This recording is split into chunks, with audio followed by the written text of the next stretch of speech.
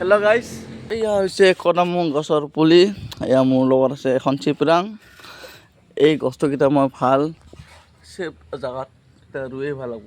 এতিয়া আমাৰ ইয়াতে মই চালোঁ ৰুব নোৱাৰে, কাৰণ মই যদি মানে ঘৰ বনাই কাটি দিব গছটো। সেইকাৰণে মই বেলেগ জেগাত অলপ ভাল জেগাত ৰুই আমি এনেকৈ গৈ চাকবাৰী। এই চাওকচোন, ইয়াতে পুচকুটা উঠিছিলে এনে পুচকুটা এই আগত পুচি মানে দুদিনমান অহা নাছিলোঁ। নাহোঁতে কিমান কি আপডেট হৈ গ'ল, লাইনত পুচকুটা পুতি দিলে। আজি অলপ বেলেগ বেলেগ লগা হৈছে মানে পুচকুটা পুতাৰ কাৰণে। এয়া হৈছে আমাৰ মানে চাপৰি। লাষ্টত মই গৈ এইটো লোকেশ্যন মানে চইচ কৰিছোঁ, মানে কিয় কাৰণে এতিয়া এডাল আছে মানে গছ এডাল আছে। গছখিনিৰ পৰা এইখিনি আকৌ এৰি আহি কিনে এইফালে ছাঁটো নাই, এইখিনিত মানে গৰমটো বেছি হয়।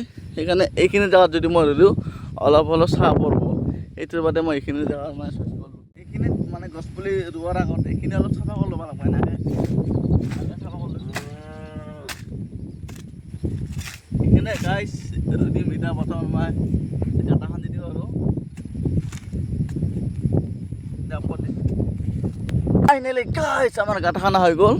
লগতে মই এটা কথা কৈ দিওঁ, মানে কিছুমান মানুহ এতিয়া মানে সকলোতো এ চি কিনিবতো নোৱাৰে না। সেইকাৰণে আমি যিগিলাকে এ চি কিনিব নোৱাৰে, আমি এডাল এডাল এনেকৈ মানে গছপুলি ৰুই দিয়াটো ভাল।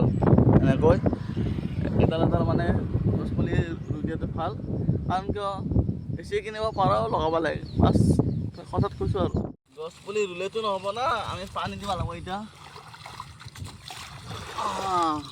এয়া মই পানী লৈছোঁ, তাতে পানীখিনি দিম। বৰ্তমান আমাৰ মানে পানী লোৱা হৈ গ'ল। এই চাওকচোন, এই চাপৰিখন আৰু এইটো যে দেখা পাইছে সেইটো হ'ল নতুন মাথাউৰি। এতিয়া বৰ্তমান আমি ওপৰত গৈছোঁ পানী দিব। এইখিনি অলপ খোজকাঢ়ি আহিছোঁ, একো নাই, অলপ কষ্ট কৰিব লাগে। এইখিনি অলপ লেহেৰা পৰি গৈছে, কাৰণ ৰ'দত থাকিল না। এতিয়া লাহেকৈ মানে জীপালে উঠি আহিব, এইখিনি আকৌ উঠি আহিব। সেইখিনি মানে একো মানে কোনো চিন্তা কৰিব লগা কথা নহয়। ধুনীয়া বতাহ মাৰি আছে গাইজ। এনেকুৱা বতাহ পালে আৰু ঘৰত যাব মানে মন কিছুও কাম নকৰে। এই বতাহ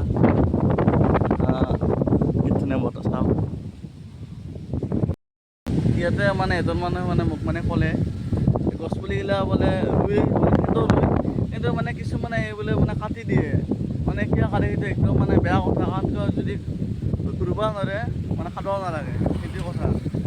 এইগিলাত কি এনেকুৱা যদি থাকে কি ধুনীয়া মানে ভাল লাগব না। ধুনীয়া চালে গছগিলা মানে কাটিব, কাটি লৈ কিনে গৰম বেছি হাল্লা কৰি থাকিব হা।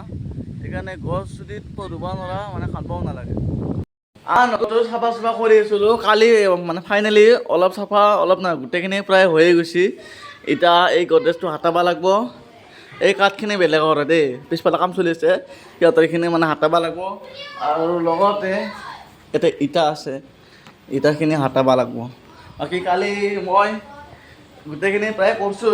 এনেকুৱা লাগিছিলে কামখিনি ক'ৰ পৰা আৰম্ভ কৰিম, কিন্তু নহয়। একচুৱেলি কি জানানা, মানে কামটো কৰিলেহে মানে আইডিয়াটো আহে না। কামটো অলপমান পাটনাখিনি থাকিব ল'লে গোটেই আধা জংঘল চাফা কৰি প্ৰথম ভিডিঅ'টো আপোনালোকে চাগে দেখাই পাইছে, গোটেই লেতেৰা হৈ আছিলে। এতিয়া বহুতখিনি চাফা হৈ গ'ল। নাই আৰু এই আমাৰ টিং লগাই গ'ল।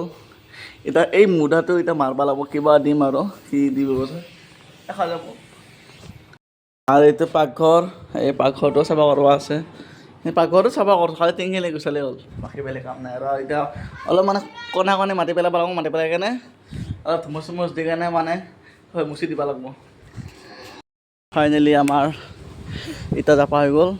এতিয়া এইখিনি মানে চাপৰ আছিলে, এতিয়া কিমানখিনি হৈ গ'ল। এতিয়া ঘৰৰ ভিতৰত কি অৱস্থা হৈছে, চাফা। এটা জাষ্ট টিং দুখন আছে, এটা তিনিখন আছে, কাঠ 3টা বাকচ আছে আৰু গডৰেজটো। বাকী ঘৰ চাফা। এইগিলা গাঁটা কাটি আছে না, ইয়াতে মাটি অলপমান দিম, ধুমুচ মাৰি দিম, এইটোও মাটি দিম, এইটো ঘৰত থাকি যাম। খিৰিকীটোতো বনাবা এতিয়া পইচা নাই, থাপেলা চাপেলা মাৰি দিম আৰু নে কি কওঁ গাইছ।